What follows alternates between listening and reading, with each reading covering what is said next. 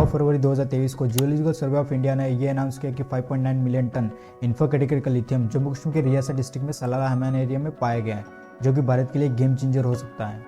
और ये माना जाता है कि lithium reserve approx 34 trillion rupees का है। इस न्यूज़ को सुनते ही अमेरिका ने अपने एनवॉय को भारत भेज दिया ताकि अमेरिका भारत के साथ लिथियम माइनिंग प्रोजेक्ट में पार्टिसिपेट कर सके और एक मोटा मुनाफा कमा सके। और ये ठीक वैसा ही जैसे 1938 में सऊदी अरबिया के दमाम एरिया में ऑयल मिलने से सऊदी अरबिया एक रिच कंट्री बन गया और इसी ऑयल को सऊदी अरबिया पूरे विश्व में बेचकर आज तक पैसा कमा रहा है। ओपेक, जो कि पूरे विश्व में ऑयल बेचने वाली कंट्रियों का एक ग्रुप है जिसमें सऊदी अरबिया भी शामिल है, ये ग्रुप अपने मर्जी के मुताबिक भाव बढ़ाते और घटाते रहते हैं। क्यों ये लिथियम रिजर्व भारत के लिए इतना इंपॉर्टेंट है? क्यों लिथियम मोस्ट डिमांडेड मिनरल है वर्ल्ड में? क्यों इसे भारत के लिए गेम चेंजर और जैकपॉट माना जा रहा है? आइए इन सभी सवालों के जवाब हम इस वीडियो में डिटेल में जानते हैं। India has discovered around 5.9 million tons. They found lithium reserves in the Riyasi district of Jammu and Kashmir.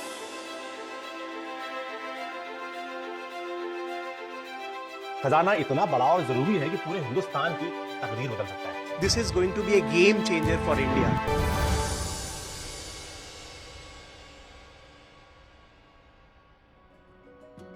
Lithium की खोज सबसे पहले 1817 में एक स्वीडिश साइंटिस्ट जॉन अर्कवेट्सन ने एल्टाइट मिनरल में की थी। लिथियम एक नॉन फेरस मेटल है, एल्कलाइन है और ये एक हल्का मेटल।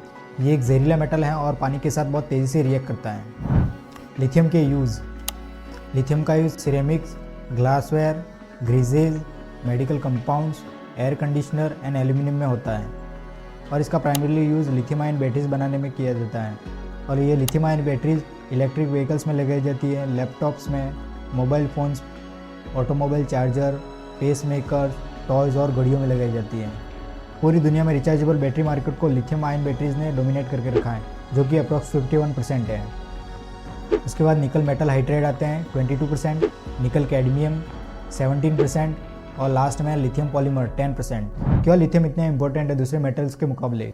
1990s के बाद लिथियम आयन बैटरीज का कमर्शियलाइजेशन शुरू हो गया, जिससे कि टेक्नोलॉजी का एडवांसमेंट आने लगे और ये एक मेन कारण है लिथियम आयन बैटरीज को पूरे विश्व में फेमस बनाने में। लिथियम आयन बैटरीज को इन डिवाइसेस का फ्यूल भी कहा जाता है और ये लिथियम आयन बैटरीज ही थी जिसके कारण स्मार्टफोन और टैबलेट ने पूरे विश्व के मार्केट को कैप्चर कर लिया। इन बैटरीज की सबसे बड़ी खासियत ये है कि बहुत लाइट वेट है, हाई एनर्जी डेंसिटी है, मतलब बहुत ज़्यादा एनर्जी स्टोर कर सकती है और लो सेल्फ डिस्चार्ज रेट है। अलग अलग टेम्परेचर में भी ये बैटरीज अपनी बेस्ट परफॉर्मेंस देते हैं, जिससे कि इन्हें एक बहुत सेफ एंड रिलायबल माना जाता है दूसरी बैटरीज के मुकाबले। Lithium demand in world. Money control के माने तो ईवी बैटरीज में लिथियम का यूज़ बहुत कम होता है, जो कि लगभग आधा चम्मच शुगर के बराबर है। एक इलेक्ट्रिक व्हीकल्स को बनाने के लिए 5000 बैटरी सेल्स और 10 kg लिथियम का यूज़ होता है और 90 इलेक्ट्रिक कार्स को बनाने के लिए 1 टन लिथियम की आवश्यकता है। वर्ल्ड इकोनॉमिक फोरम के अकॉर्डिंग ग्लोबल लिथियम प्रोडक्शन 2021 में 1 लाख टन के आंकड़े को भी पार कर गया है और ये माना जाता है कि 2025 तक पूरे विश्व में लिथियम की डिमांड 1.5 मिलियन टन तक हो जाएगी और 2030 तक 3 मिलियन टन। इलॉन मस्क ने अपनी रिसेंट ट्वीट में ये बताया कि 2027 तक 30 मिलियन इलेक्ट्रिक कार्स बन जानी चाहिए और इसके लिए 1.8 मिलियन टन लिथियम कार्बोनेट की आवश्यकता है और इस रिक्वायरमेंट को पूरा करने के लिए 473 टाइम्स लिथियम प्रोडक्शन को इंक्रीज करना होगा 2019 के प्रोडक्शन के मुकाबले। आज लिथियम आयन बैटरीज का मार्केट $70 बिलियन का है, जो कि भारत के लिए एक बहुत बड़ा मौका है लिथियम को एक्सपोर्ट कर अपनी इकोनॉमी को बूस्ट करने का और इसके ज़रिए भारत अपने सुपर पावर बनने का गोल आसानी से अचीव कर सकता है। 2020 में लिथियम बैटरीज का प्राइस $8,000 था पर मेट्रिक टन। लिथियम की हाई डिमांड और लो सप्लाई के कारण 2021 में इसका प्राइस 400 गुना बढ़ गया था और ये अब भी बढ़ ही रहा है। वर्ल्ड बैंक की स्टडी भी ये सजेस्ट करती है कि 2050 तक क्रिटिकल मेटल जैसे कि लिथियम और कोबाल्ट की डिमांड 500 गुना तक बढ़ जाएगी। ग्लोबल इलेक्ट्रिक मार्केट 2030 तक $823 बिलियन का हो जाएगा। लिथियम पर भारत की डिपेंडेंसी। बीबीसी के अनुसार भारत अपनी पूरी लिथियम की आवश्यकता ऑस्ट्रेलिया और अर्जेंटीना की रिजर्व से पूरी करता है और इसकी रिफाइनिंग मेनली चाइना में होती है। गवर्नमेंट डाटा ये शो करते हैं कि 2020-21 में भारत ने 8,811 करोड़ का लिथियम आयन इंपोर्ट किया था और इसमें से भी 95% हांगकांग और चाइना से आया था। भारत के फ्यूचर गोल्स। 2021 में भारत के प्रधानमंत्री नरेंद्र मोदी जी ने United nation climate change conference यानी कि COP26 में ये प्रतिज्ञा ली कि 2070 तक भारत को net zero carbon emission country बना के रहेंगे। इसी प्रतिज्ञा को पूरा करने के लिए भारत सरकार ने 2030 तक कम से कम 30% कारों को इलेक्ट्रिक व्हीकल्स में कन्वर्ट करने और नई बनने वाली कारों को 100% इलेक्ट्रिक व्हीकल्स करने का गोल सेट किया है। AT ऑनलाइन के अनुसार सेंट्रल गवर्नमेंट ने $3.4 बिलियन का इंसेंटिव देने का अनाउंसमेंट किया है ताकि भारत में ईवी को बहुत तेजी से अपनाया जा सके। किसी भी डिजिटल डिवाइस में बैटरी एक सबसे महंगा कंपोनेंट होता है और इसलिए इंडियन गवर्नमेंट ने सबसे ज़्यादा बैटरीज बनाने पर जोर दिया है ताकि इसका प्राइस कम हो सके और लोगों तक आसानी से पहुंच सके। और साथ ही साथ भारत वर्ल्ड में एक मेजर बैटरी एक्सपोर्टर बन के उभर सके और इसके लिए लिथियम से बेस्ट सोल्यूशन को हो ही नहीं सकता।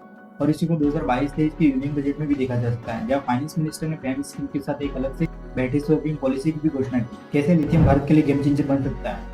मनी कंट्रोल की माने तो इंटरनेशनल एनर्जी एजेंसी का कहना है कि 2025 तक पूरे विश्व में लिथियम का शॉर्टेज हो जाएगा। लिथियम रिजर्व बहुत रेयर है और सिर्फ 98 मिलियन टन ही पूरे विश्व में मौजूद है। सबसे पहले नंबर पर बोल्विया आता है 21 million tonne, Argentina 17 million tonne और चिली 6.3 मिलियन टन।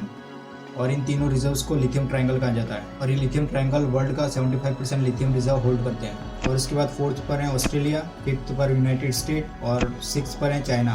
पूरे विश्व में सिर्फ 3 देश ऑस्ट्रेलिया, चिली और चाइना मिलकर 90% लिथियम प्रोड्यूस करते हैं। यानी कि लिथियम सबसे ज़्यादा बोल्विया, चिली और अर्जेंटीना में मिला है, पर सबसे ज़्यादा निकला ऑस्ट्रेलिया, चिली और चाइना में जा रहा है। भारत में 5.9 मिलियन टन लिथियम मिला है और ये विश्व में लिथियम रिजर्व्स का 5.5% है, जो कि बहुत ज्यादा है। इसके साथ ही भारत विश्व में 7वां सबसे बड़ा लिथियम ओनर बन गया है। अगर भारत स्वदेशी तरीके से सक्सेसफुली लिथियम की माइनिंग और रिफाइनिंग कर लेता है तो इससे बहुत सारे बेनिफिट्स मिलेंगे, जैसे कि इंपोर्ट्स पर कम निर्भरता होगी और ये माना जाता है कि 2030 तक इससे 10 लाख नौकरियां पैदा होगी और करीब 5 करोड़ लोगों को अप्रत्यक्ष रूप से रोजगार के मौके मिलेंगे।